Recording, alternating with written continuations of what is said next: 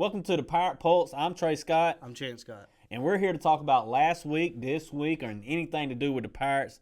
Quick shout out to Celsius for our future sponsorship. Hey, you got to talk it up, man. If you build it, they'll come. Man, we got a win to talk about. That's great news after I ain't going to say disappointing NC State loss, but Pirate Nation wanted to win that game. Pirate Nations know that they could have won that game. And get to bounce back, 56-3 win over Campbell. It's kind of like just sweeping the slate clean and starting back 0-0 going into week 3. Yeah, they've done exactly what we talked about on the show last week. Come out, foot on the gas, do what you're supposed to do. Don't play Campbell, play yourself, and they showed it. It was fun. You got to see those games like that. You got to see, hey, we separate ourselves from a certain type of talent. We are respectable, a football team that can play with anybody, and they have to win games like this, 56-3. But before we even get more deep into that and to what happened and how things, we got bigger news. ECU unfortunately lost a player. Yeah, we talk about Xavier McGiver first, 3 to 4 weeks, and we sidelined with a knee injury. Really tough loss. He was probably the best defensive tackle that I trusted in the run game and the pass game and the different fronts that you got to do on defense. But there's a lot of older guys on that side of the ball and some younger guys that I'm pretty excited to kind of. They're going to get their feet more wet now with this injury, and they'll be ready in the later half of the season. All right. Now let's check out the depth chart. A couple notes you wrote down here. Askew replaced Kyle Long at left guard in the second half. Weaver replaced Trinaski, I think. Trinaski, I was close, man, Yeah. at right tackle in the second half.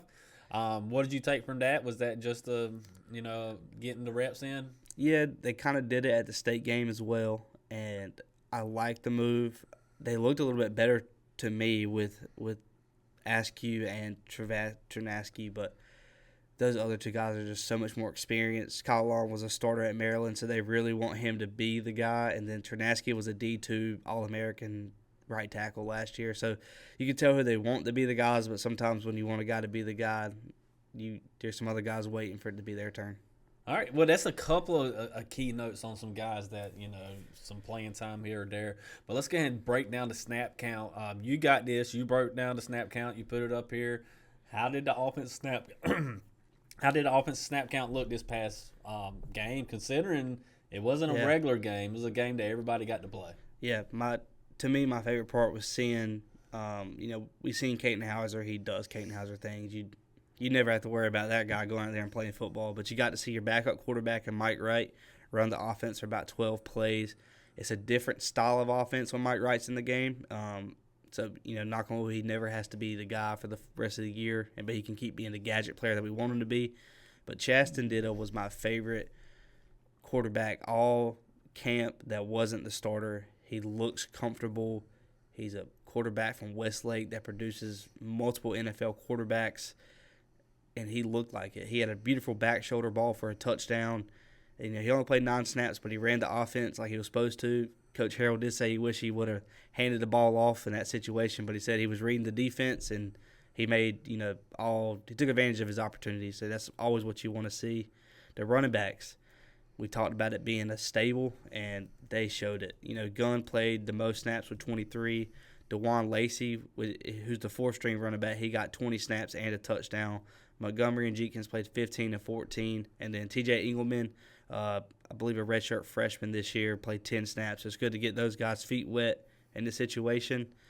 But, man, the wide receiver room, we talked about it last week how Yannick was a stable and he played almost every snap. And, again, this week he plays the most snap out of everybody else with 46, and he probably would have played more if it was a truly competitive game. But Anthony Smith had 42. John Waiters had 29. Tyler Johnson, 26, and there was, multiple other receivers. You'd have to go on and on. And Brock Spalding, he's not in the top 5 of the snaps, and, man, he's probably got the best stats of the whole team. Yeah, he does. He is got it up here somewhere. Last week alone, he had 3 catches, 81 yards, touchdown, 55-yarder. For the season, 9 catches, 178 yards. Good God, what he's doing in small reps. Yeah, it's great. Like, I think he would have played a lot more. This is a game where you can get other guys in the slot and in outside, but in the depth chart that we were given this week on the slot receiver, it says Brock Spalding with no or, and then number 2 is Jaquez Pettaway or John Waiters. So he's he's got to respect the coaches, and he's going to be getting the first team slot snaps now. They that's needed exciting. this guy to step up. They needed that guy to pick up. We knew about Yannick. We knew about Anthony Smith. They needed this third guy to be like, okay, this is another guy you got to watch out for in the offense. Almost like the running back, but in the passing game. This is pretty cool. All right, I didn't mean to cut you off there. Just thought I'd throw that in there. What else you got? Man, tight end room, we seen the explosive Javante Connor. He scored a touchdown last week against State. He had 47 snaps. Mason Brown, he's an older tight end. He was a former walk-on, so it's good to see those guys kind of get he's there now. He's ready. He's a big tight end. He blocks well. He receives well. Riles only played 12 snaps. He got a little banged up, so that's probably more of a let's just get you out of the game. We shouldn't need you today. And a younger tight end, the last name Parker, with 10 snaps. So anytime you can get multiple different tight ends who are not your starters in the game, usually you're doing well because it's tough to get more than one tight end in at a time. And the O-line, it was the same starting 5 for them, and then Askew and Weaver each played 28 when they came in subbed. And then there was a total of 12 offensive linemen played. That right there is what you want to hear. That means your young guys are in there, in the game. That's one position where you've got to be in there to learn it. You got to ID and all the different techniques they got to use. So it was fun seeing them. Nobody looked like they didn't belong at a Division I football team. So that's what you want to hear. And the most fun stat up here is the next one, that 15 players caught a pass, and that's now a school record. So wow, it's crazy that you have 15 different guys you trust with the ball in their hand, and it just shows you how deep this offensive room really is. What about on the defensive side? I mean, they did their job as well. Yeah.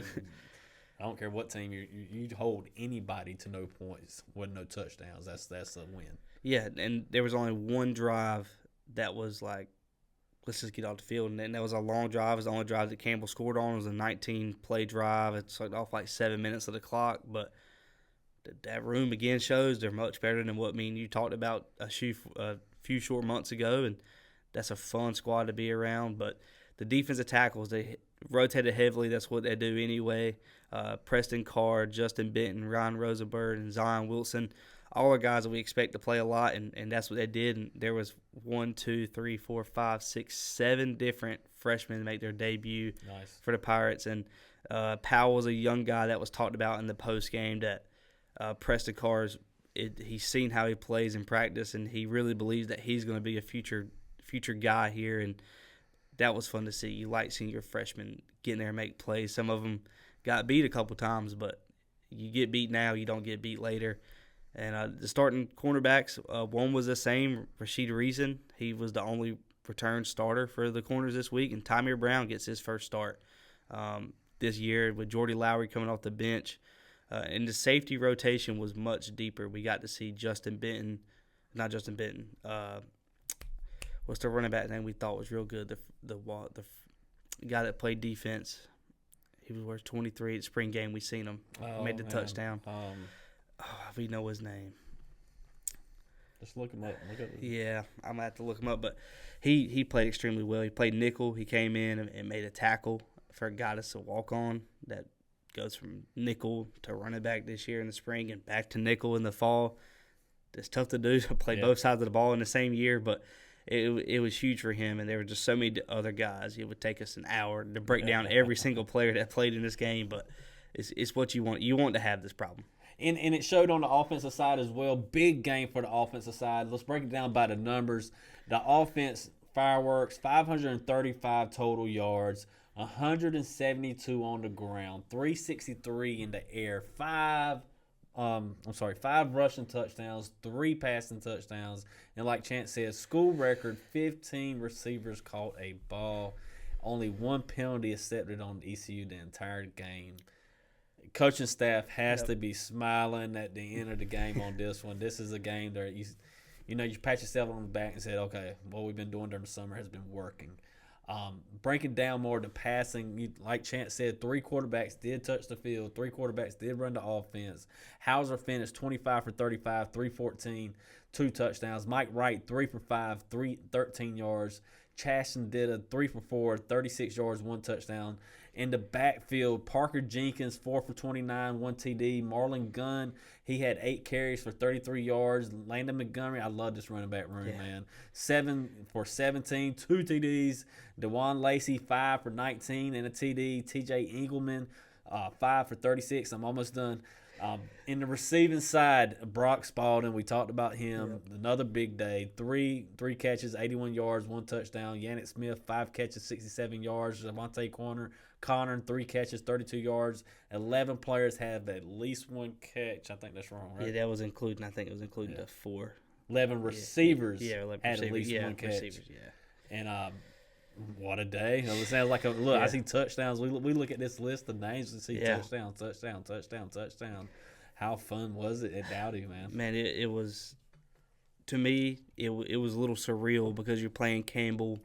You don't expect a big crowd, but, man, the students packed that thing out. I saw that. That was cool. You know, just graduating from ECU, when we play Campbell, I'm not going to lie, I'm not there for more than a quarter if I'm there at all. Right. So it's good to see the culture's kind of turning to this time. Football's here. The students are selling out a game against Campbell. You don't do that. You don't hear about that a lot. And with a big game at home in 2 weeks, I think it was a good teaser for what's to come. All right, I'll let you run off the defensive side. What did the defense do this week to look good? How did their numbers look? What's their breakdown like? Man, they looked extremely good again. Their open field tackling was exactly what we've seen against State. They wrap up guys. They don't miss a lot of tackles. You know, they miss a lot against Hollywood Smothers, but he's one of the best running backs in the nation for a reason. But they had 75 total tackles. Only had 2 sacks, but that has a lot to do with how the Campbell offenses ran. It's a lot of quarterback power, a lot of short passes, get the ball out quick. It's tough to get sacks in that kind of offense. But the big number, 9 tackles for loss, it means you're getting your pressure from interior, you're getting guys behind the line of scrimmage.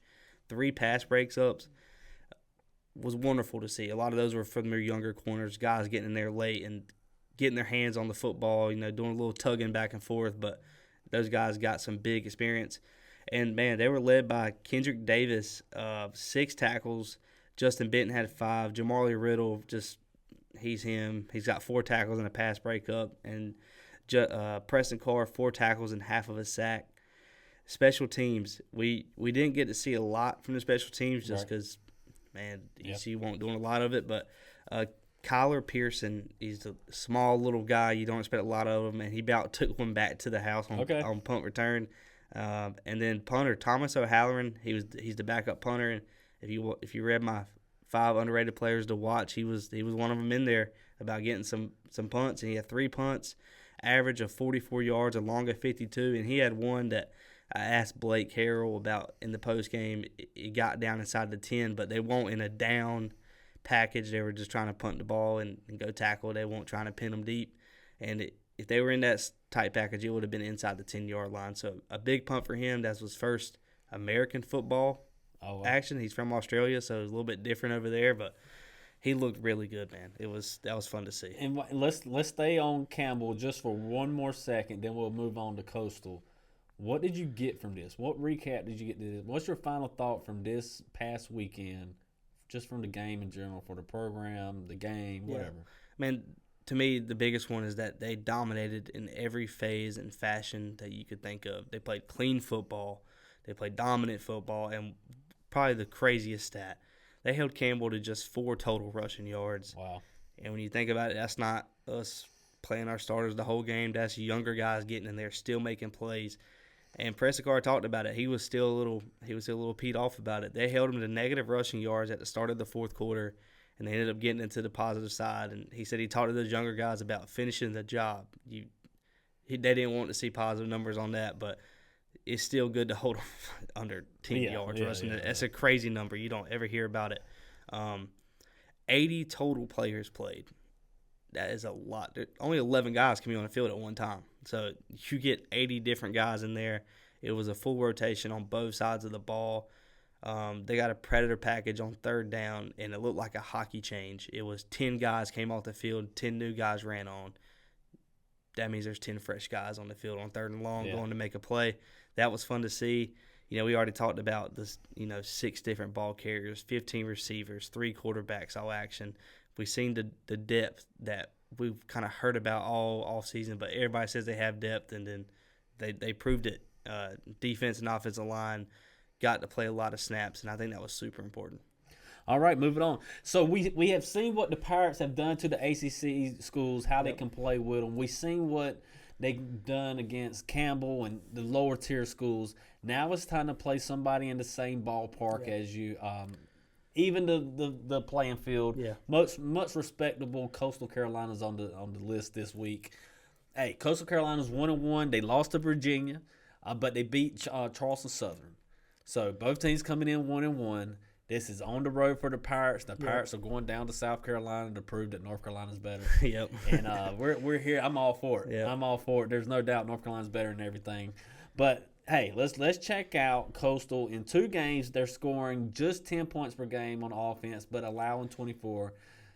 That's alarming. Rushing yards, they're allowing 168 per game, 4 per average. That's averaging a first down every time, if you run it every time. MJ Morris, former state guy, he's 33 for 58, 265, 4 interceptions, 0 touchdowns. Tad Hudson, former Carolina guy, he's only 3 for 6, 37 yards.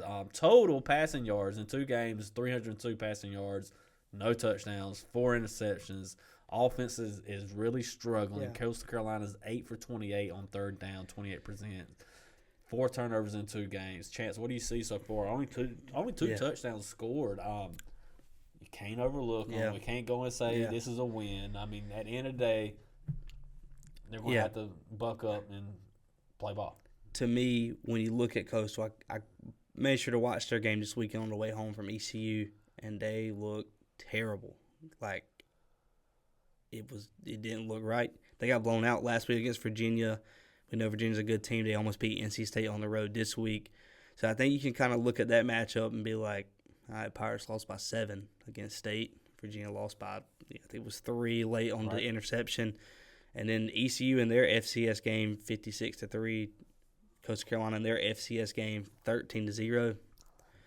ECU's coming in here with full momentum, full speed.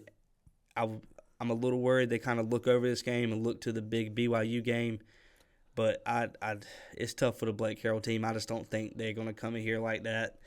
You know, when you're giving up 24 points per game, and that's because they gave up 48 in the first game and nothing last week. Yeah. But only scoring 10 points per game that's tough. Then on the defense side as well, they're allowing 175 in the air. They have allowed 6 touchdowns, only got 1 takeaway. Yeah. They're struggling to score, and teams are scoring on them. Yeah. Hey, I'm going to put it out there, man. I think the Pirates, they don't overlook them. I know you're scared because deep down you just want them to win and don't want them to choke.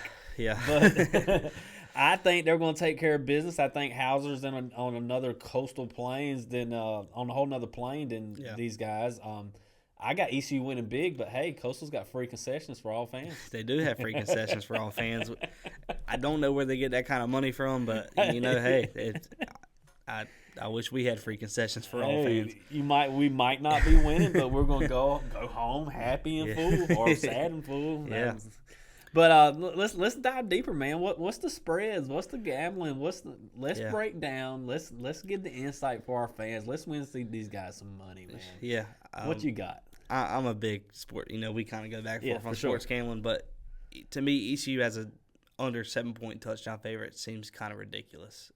If you look at the body of work ECU's put together compared to what Coastal's put together, I feel like it should be more 9.5, 10. 2 scores. I feel like it's probably more of a fair line, but usually you get 3 points at home. So if it was in Greenville, it's probably 9.5, 10. I'm personally already all over the 6.5. I expected to kind of bump up once some more of the sharps in Vegas kind of. I'm about to take this right now. Yeah, I got in on it yesterday because I thought there's no way by Saturday it's going to be 7 points. So who came up with that? That's crazy. If you look on DraftKings, they show the percentage of money. It's like 85% on ECU spread. So there's a lot of people already on it. I'm sure it's going to fly up to 8, 9. But there's 2 other big games this week. A lot of people around here are Tennessee fans. If you kind of cheer for the SEC, they got a big game against Georgia. Nothing's better than Georgia, Tennessee. Game day's going there. Georgia's a 3.5-point favorite. That's a tough game for me. I think Kirby Smart and Gunnar Stockton are just too good for Tennessee. I got them by almost a touchdown. And then a big game in the conference. South Florida just went down to the swamp and upset Florida on the road, a walk-off kick, and now they're 2 touchdown underdogs to Carson Beck, who I don't think's that great, and a Miami team that's not going to have a crazy crowd. I'm on the Bulls. You don't stop a hot team when they're hot, and I think they just got too much momentum, and they lose by probably a touchdown. But there you go. That's guys. my gambling corner, Hey, man, you can bet them straight. You can put Yeah. them all together. You can do Nothing beats 2 and 2 Nothing and beats a 2. little parlay, man. Hey, man, you can spread this up any way you want, but there's your winners right there. Most importantly, I'm putting my money on. I'm probably going alternate spread. I'm going with a 20-point Pirate. I'm trying to win. And that would be. I would love a 20-point win over Coastal. That would be on the road. You're gonna be a lot of fans. Yeah. Trey Scott says take the alternate spread minus 19.5. See, now I got to go bet on that too. Huh? Yeah, I'm definitely going for a bet on that for sure. Hey, man, this is a good show. Quick hitters. Big game against Coastal this week. We'll have whatever you need on the website, breaking down the matchup. We got all your post-game interviews. We got all your highlights. Check us out on Instagram, Twitter, X, Facebook, I'm Trey Scott. I'm Chance Scott. We'll see you next week.